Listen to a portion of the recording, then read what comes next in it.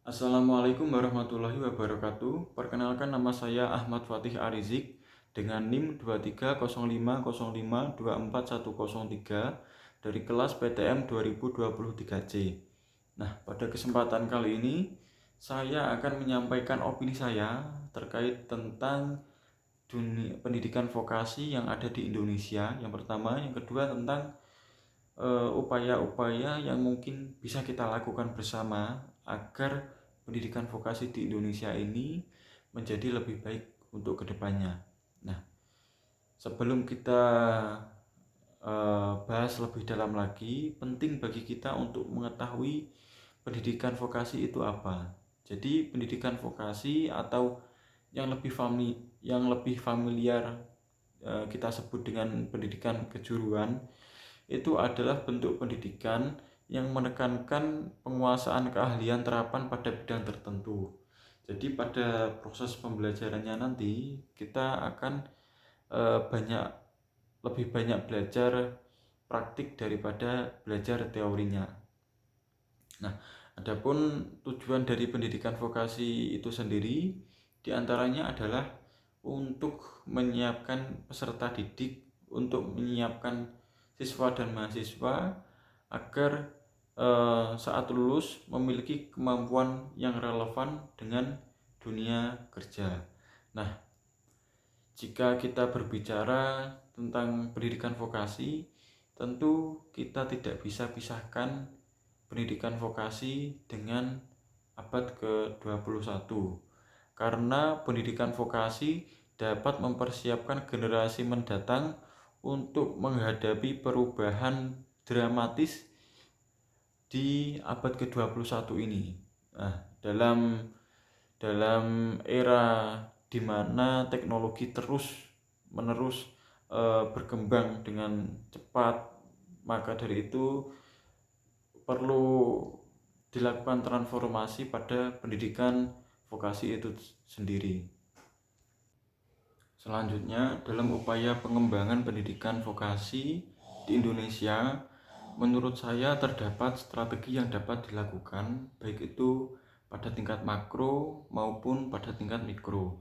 Untuk pada tingkat strategi pada tingkat makro, yaitu yang pertama bisa dari kebijakan pendidikan, yaitu pemerintah langsung mengeluarkan kebijakan yang mendukung pengembangan pendidikan vokasi di Indonesia, termasuk juga alokasi anggaran yang memadai, kurikulum yang tidak usang, perumusan kurikulum agar yang diajarkan pada pendidikan vokasi di Indonesia tidak materi usang. Yang kedua yaitu bisa menjalin kerjasama antara pendidikan vokasi dengan dunia industri, yaitu pemerintah dapat mendorong kemitraan antara lembaga pendidikan vokasi dengan dunia industri. Hal ini bertujuan untuk memastikan bahwa kurikulum yang diajarkan pada pendidikan vokasi di Indonesia sudah sesuai dan relevan. Untuk strategi mikro yang dapat dilakukan yaitu antara lain: 1. Meningkatkan kualitas pengajaran. Bisa lembaga pendidikan vokasi dapat melakukan pelatihan dan pengembangan staf pengajar untuk memastikan bahwa mereka memiliki keterampilan dan pengetahuan terkini. Bisa juga dengan menambah gaji guru, menambah gaji dosen. Itu juga yang membuat beliau-beliau semangat dalam mencerdaskan anak-anak bangsa. Yang kedua, inovasi yang dapat dilakukan menurut saya yaitu memaksimalkan program ekstrakurikuler jika di tingkat sekolah, juga UKM jika di tingkat universitas atau institusi, yang hal itu tentu bertujuan untuk mendukung passion mereka ingin kemana. Contohnya, salah satu contoh yaitu di SMK saya dulu, SMK Al-Huda Kota Kediri, ada ekstrakurikuler yang namanya bahasa Jepang. Itu mengelompokkan anak-anak yang ingin bekerja di negeri Jepang. Jadi mereka berkumpul di sana, dengan visi misi yang sama untuk berangkat ke negeri Jepang.